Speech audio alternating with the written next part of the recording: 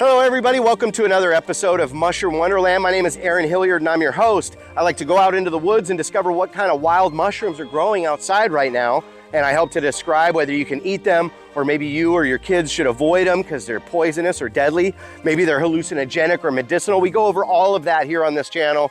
I'm the vice president of the local Mycological Society here in Kitsap County, Washington. And I love to head out into the woods and talk about these mushrooms and this beautiful ecosystem that we have here. So if you like videos like this, make sure to hit subscribe and come with me on this episode of Mushroom Wonderland.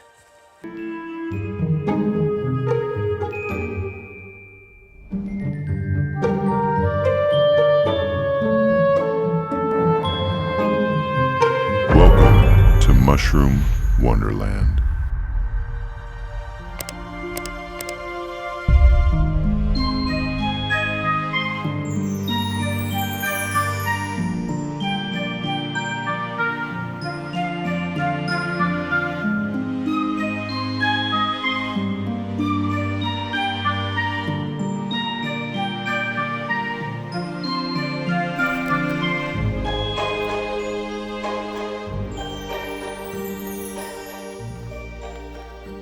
Wow, something just caught my eye. When you look at this, in the middle of May, how perfect is that? Wow. A woodland morel growing here in the conifer forest. It's just a beautiful, beautiful mossy trail deep in a western hemlock and Douglas fir forest. And we have this gorgeous morel growing here. This one, Morchella norvegiensis. This one, our conifer associating Morel. So in the genus Morchella, there's about 9 different species that occur here in Washington. This is one of the couple naturals. You know, we have a natural that is montane that associates with spruce and fir, true fir, grand fir and stuff. And that one, Morchella snyderi. Then we have a cottonwood associated one, Morchella brunea. And then this one is our Douglas fir west side Morel, called Morchella norvegiensis. So a beautiful, this is actually in the black clade, the Morchella illata clade, which covers all the black morels. And not super black, but definitely dark. So this one, not a blonde. There's kind of 3 different sections of Morchella. There's the black ones, or Morchella illata clade. There's the blonde ones, the Morchella esculenta clade. And then there is the blushing morels, the Morchella rufobranea clade. So these ones are considered a black morel. Beautiful, growing naturally here in May, Western Washington. Love to see that. I know this spot has morels. I didn't know I was gonna have that one right there, but like I've been to this spot year after year and they come back. So don't be fooled. I wasn't just like completely walking in a strange land and came across this. I've eyeballed this growing on the side of the trail in the past, and they come up every year in the same area. Usually I'll find a half dozen of them or so, and I have found a couple here this year already, but this one is just picture perfect. Look at how white that stipe is, and it's a very tall stipe, so very, very clean morel, just gorgeous. And these are edible. They do contain some toxins, but you have to cook them, so treat them like chicken, and just make sure you cook your morels and you'll be fine. But also start with a small amount, because if you have an allergic reaction like you could to any food, then you wouldn't want to eat a whole bunch of them all at once.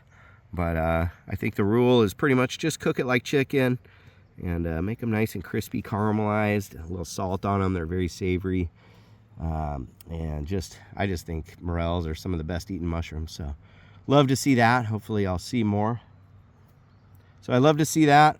And hopefully we'll keep seeing them popping up here. It's not summer yet, so still morels out here on the trail.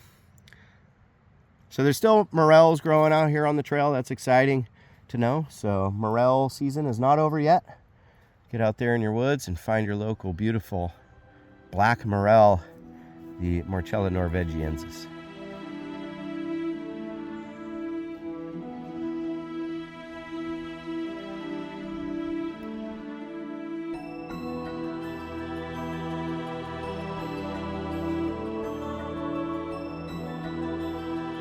Really stoked to be finding morels this time of year, but I'm gonna warn you right now that they're gonna be on the way out. Morels have like a short lifespan during the annual year. So although the fungus is living underground and it's doing its thing all the time, 24/7, we only see the fruiting bodies just a few weeks out of the year, maybe a couple of months, depending on weather.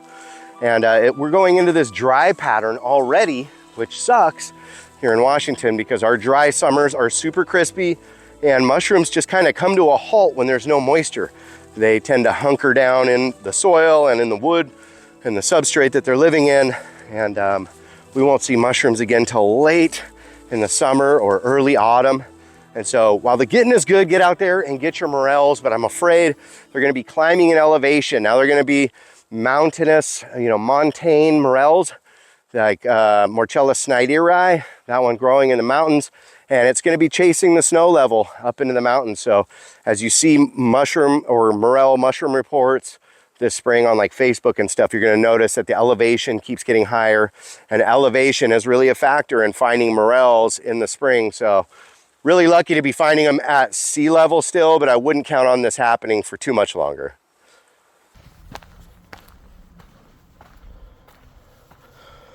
Wow, here's a large fruiting of some mushrooms all over this log and going up into there. Look at that. Beauties.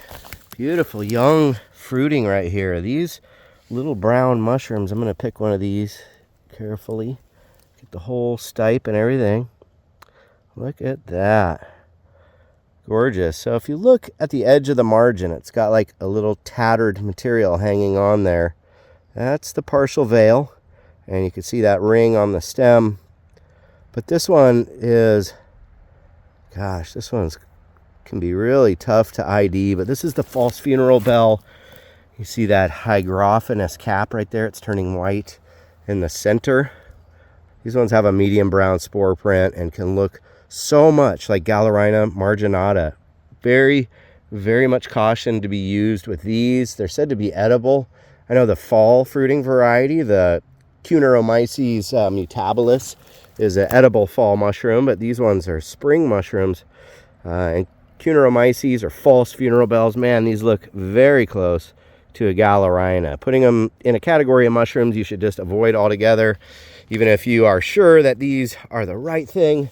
They're often just so small that, they're not really going to make any kind of a meal for you. It's just sort of a risky endeavor. But look, that ring zone really kind of dissipates quickly, and then there's no ring left. Whereas like Galerina marginata has a very persistent ring on the stipe. See that dark stem, dark stipe like that. So Cuneomyces, named after a mycologist named Kuhner. Prunos on the base of the stipe right there where they attach to the wood. See that like frosty color? It's kind of like the frost on a grape skin. That's called prunos. And these grow in large clusters on conifer wood here in the PNW. Your false funeral bell growing in big numbers here, a young fruiting of them in a survival pinch. But if you're an expert about mushrooms, you could probably eat these and get away with it, maybe derive a little nutrition. But in all other circumstances, I would just suggest to leave these ones alone. If you feel like a real risk taker, man, you better know what you're doing, and don't use this video as a definitive ID guide.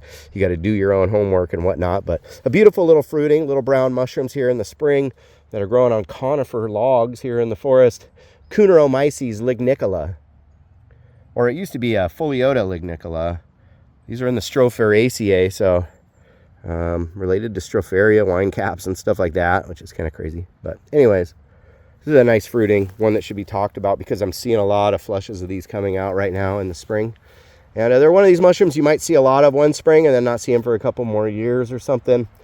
Cuneomyces, kind of a fickle little mushroom, but I'm going to take some of these and pick them and stage them really nice and get a nice photo for my iNaturalist account.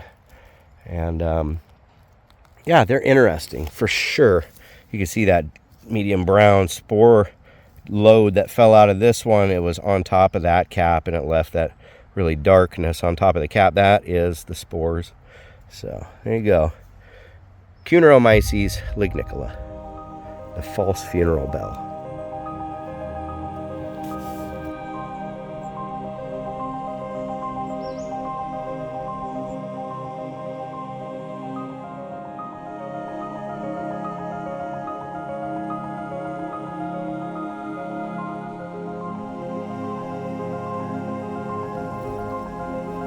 Wow, look right here. It looks like the Mario mushroom, but brown. This one brown with the white spots, growing here with Douglas fir. And this one in the genus Amanita. You see that little skirt there on the stem, white gills, not attached to the cap, striate edge. This one Amonita Pantheres, containing toxins, possibly kind of a deliriant, hallucinogenic type of mushroom. We're gonna leave it there because they are known to get people sick. Dogs have died eating these, so Amanita, section Amanita, these can be a dangerous Amanita. And in any field guide that you look at, it's gonna call these toxic, although they do contain muscimol and iobotenic acid that could give you some deliriant type effects, but I think you should just avoid this one. But very beautiful to look at, Amanita Pantheres. By special mushroom people who like to collect these mushrooms, but these old dead ones, they're just no good, but interesting looking. When you see a big fruiting of them on a stump like this, they can be quite magical looking in the forest.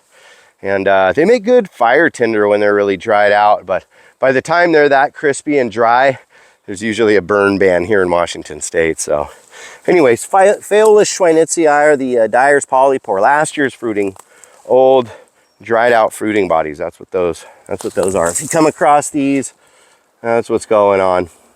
An annual mushroom, so it grows from, you know, nothing to all the way to spore in one season and then dies. But these old dead ones, they're just no good, but interesting looking. When you see a big fruiting of them on a stump like this, they can be quite magical looking in the forest. And they make good fire tinder when they're really dried out, but by the time they're that crispy and dry, there's usually a burn ban here in Washington State. So anyways, Phaeolus schweinitzii are the Dyer's polypore, last year's fruiting, old dried out fruiting bodies. That's what those are. If you come across these, that's what's going on. An annual mushroom, so it grows from, you know, nothing to all the way to spore in one season and then dies.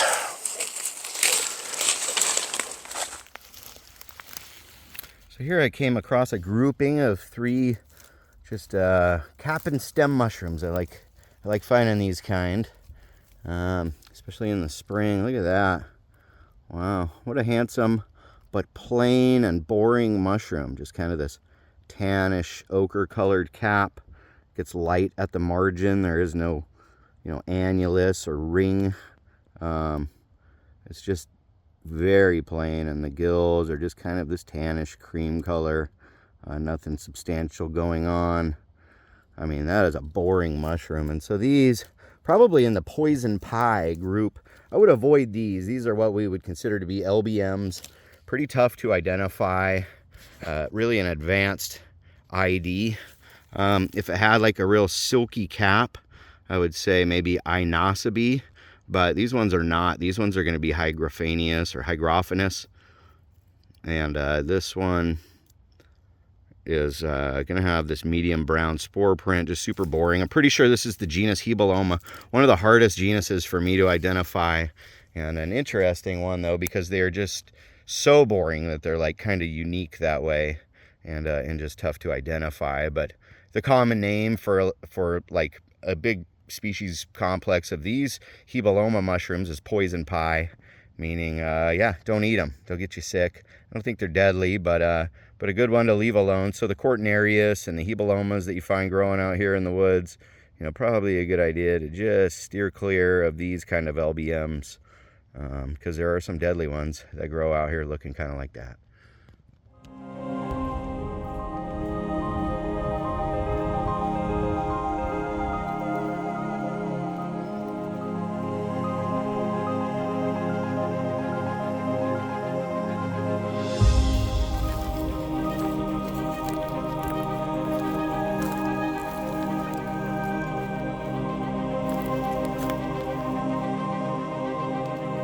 Gunnar was pointing me to these right here, kind of growing in this swampy little ditch, and these are cool. These are a little Ascomycete. Let me grab one here. Mitrilla. This one commonly called the swamp beacon, and these can actually grow like underwater or like in standing water. Mitrilla elegans. It's a beautiful matchstick-like ascomycete, kind of related to morels and stuff. You can see there's a nice fruiting of them here and in there, and then back up in here. And they're usually kind of rare, and they're definitely small. So, you know, as far as edibility, pretty much unknown. But they're known as the swamp beacon or the bog beacon because they'll actually stick up over the water. This was a swampy area. The water is kind of gone away right now, but a lot of these mushrooms are growing right here, and a rare one. I don't usually find these in my neck of the woods, so it's beautiful. The swamp beacon, look at this nice grouping of them. So I put some on this little leaf, took a couple photos and stuff. Pretty cool that they can grow underwater, or at least in standing water. There's a couple aquatic mushrooms. There's one that actually, a Satharella, that grows like in the water. I think Satharella aquafolia grows in the water, discovered in Oregon. But these ones, they can grow in standing water, and nice fruiting of them here. The Mitrilla elegans, or the swamp beacon. Bunch of them. Good find, buddy. You ready? Let's keep going. Let's go.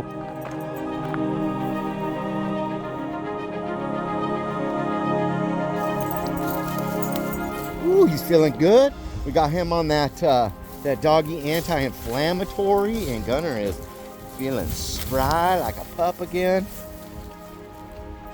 Oh, buddy. Yeah, life's pretty good. Until I take us into an area where there's not a good trail. This one is known as the common funnel Infundibulosity gibba. So yeah, kind of a mouthful of a name. Beautiful fruiting of them. As the sun is starting to come out, we just had some recent rains, and so beautiful to see some trailside mushrooms flourishing. And these ones aren't very common in this area. Very funnel shaped, and very kind of a boring stem.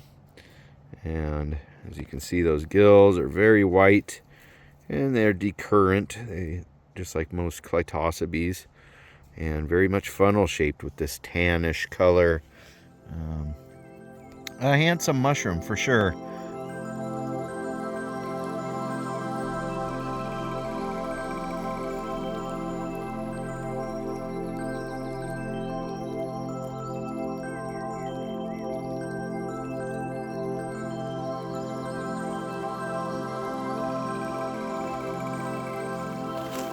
Wow, check out this beautiful log. This looks really magical here in the forest. This one is very common. It makes it into a lot of the ID videos, and it's probably the most common mushroom fruiting body that you're going to see in the forest of the Pacific Northwest. This one, a tree conch known as the red-belted conch, or Fomitopsis mountziae.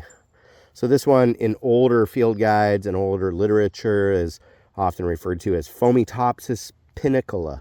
So if you have looked in your books and this is what you're seeing, it's probably an outdated book. These ones are their own species here in the Pacific Northwest, and so they're a polypore. They've got a very hard, woody-like texture. They have little holes underneath here that are actual little pores that the spores fall out of and land on all the other dead wood out here. And they're the great decayers of the Northwest. You know, these conifer trees are just laying everywhere, and without the help of this fungi, they just would never go away, really. These eat all of the cellulose away, and they leave behind just lignin. So when you see these kind of cubical stacks of like brown, rotten wood, this is because there's no more cellulose holding this together, and that is because this fungus has eaten it. So that's why we call it a brown rot decayer, because it leaves behind this brown rot. And so the red-belted conch, Fomitopsis mountziae, here in the Pacific Northwest. It's its distinct species, separate from pinicola, but very, very close, and it looks very much the same. This is a nice fruiting, all coming out of the end of the wood. So the fungus is actually inside the log. These are just the fruiting bodies that are dispersing spores into the wind, and they'll do that for months, sometimes years. These can grow really big, and depending on how much food they have in that log, these will just keep growing and going, you know? So the red-belted conch, really, really common, not really useful to humans. Some people have used it medicinally.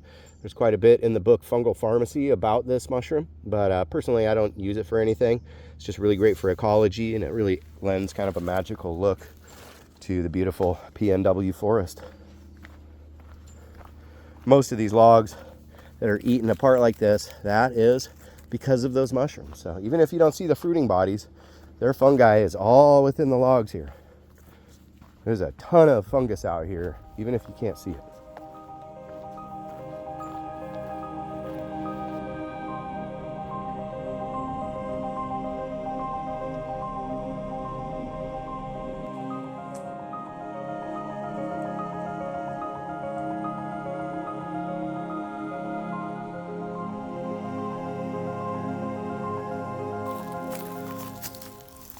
Here's some mushrooms growing here at the base of this large red alder.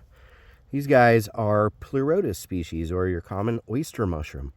Very good edible mushroom that can be found in the spring, summer, fall, and winter, really. This mushroom's equal opportunity. You can see it's got all these gills. That's these paper-like structures, and they run all the way down to the bottom. There really is no like pronounced stem. There really doesn't seem to be much of a stem on them.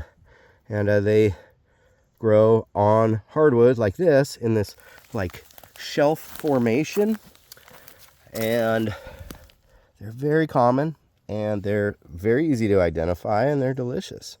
So they can fall victim to bugs. These ones are a little bit dried out. We've been on like a warm spell here in Washington State. It's been sunny and dry. The ground is even crunchy here in May, which is a little concerning because we need rain, you know, for more than just mushrooms, but it really makes for a lousy summer mushrooming if it's not wet enough. And so these are all dried out because they're just need some rain, and they would actually re-moisten themselves. But if I picked all of these oyster mushrooms, I'd have a little handful, and they could accompany something, you know, a little entree for dinner or whatever. But the oyster mushroom, a pretty decent one to eat if you can gather enough. This is just a small little fruiting, but they're really common this time of year, so I'm keeping my eyes open, especially on old, like downed hardwood logs. That's where you're gonna find these fruiting. And sometimes you'll just come around the corner and just stumble into a huge flush of them growing on a stump or a log. And it can be pretty exciting. So I like oyster mushroom hunting, some of the easier mushroom hunting here in the Northwest this time of year.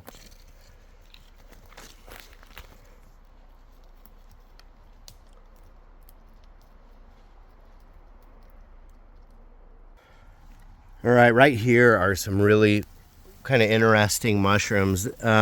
They might not be very interesting to the layman person. These ones are getting a bit dried out right now, but you can see a young one growing right here. And I discovered these last year. Here's more. And these ones are called Conocybe fragilis.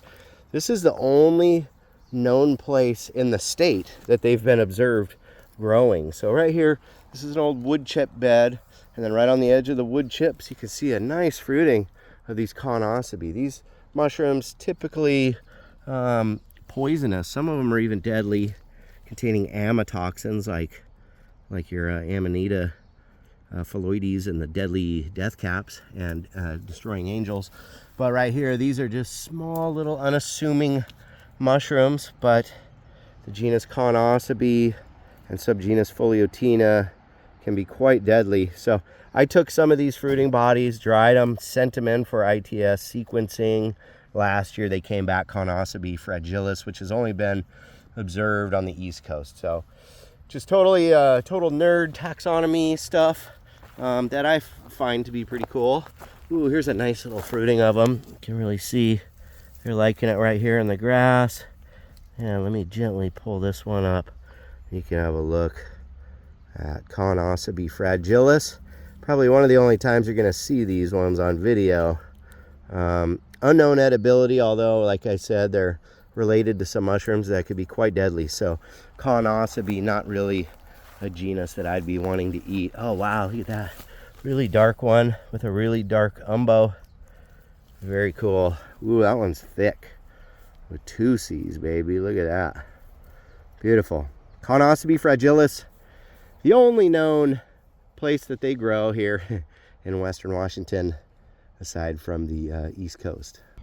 So I have my little garden area here in my backyard, and this beautiful flush of pretty large mushrooms popped up right here on the side of my garden box. And there's a couple more around the corner. So I pulled this one out to look at it. Oh, I got a little oyster mushroom kit laying there, but these guys are known as the Springfield cap or Kosfragilis praecox. This one's got a medium brown spore print. You can see the spore color on that annulus right there. And beautiful gills. And just kind of a ochre, yellowish colored cap. These are healthy, nicely watered and fertilized. And, you know, these are edible. And I ate some recently and I thought they were a pretty dang decent edible. You know, I've heard a lot of people say that they tried them and they taste like grass clippings or something like that. I really am very honest about whether or not I like the flavor of a mushroom, and I was looking for something to complain about, and I just couldn't find it. I thought they were pretty delicious. So, Kosfragilis praecox or the Springfield cap. This mushroom, when it dries out, can get really cracked on the surface. But right now, they're almost viscid. They're so moist on top just because they're loving this right here in the shade and the moisture, and getting very thick. So the Springfield cap, I don't mind it. I think it's a pretty good edible mushroom that grows in the spring, and you can find them growing in your own yard. Just be careful of dog pee or fertilizers and things like that. They do accumulate heavy metal.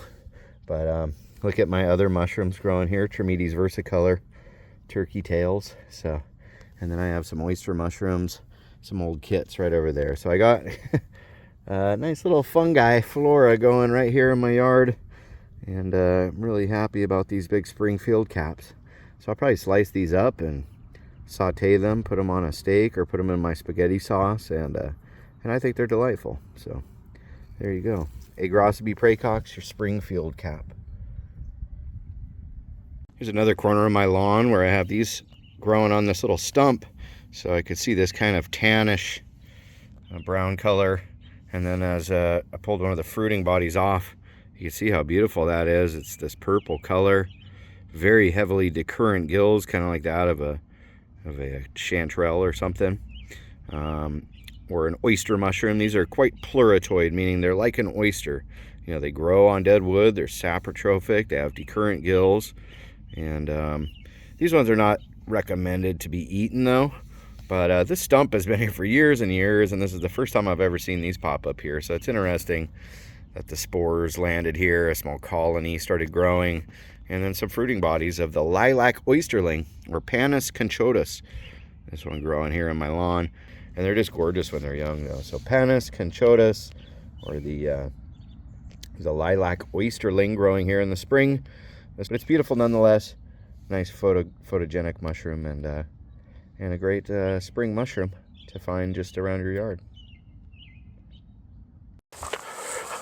What an amazing time of year to be walking in the forest, and there's plenty of mushrooms to be found. There's some repetition in my videos, I understand that. That's how we learn, you know, seeing the same mushrooms, repeating the names. We get better and better at this. It's kind of a memory game. And then, you know, as the names change, you have a reference point. Because mushroom taxonomy, fungal taxonomy, and mycology, it is an ever-growing young science, and it's always changing, and so got to stay on your toes. Some people get really frustrated about it, but once you really start to understand the mushrooms and what families and genus that they fit into, and then the species type, and you'll notice that there's species name that cover many different mushrooms over different genera, and they're all like kind of based on morphology and color for the most part, sometimes people's names, but it will start making sense to you. It'll start to make a lot more sense as you keep going, as you keep learning. So don't be discouraged. Mushroom taxonomy and mushroom identification are just like anything.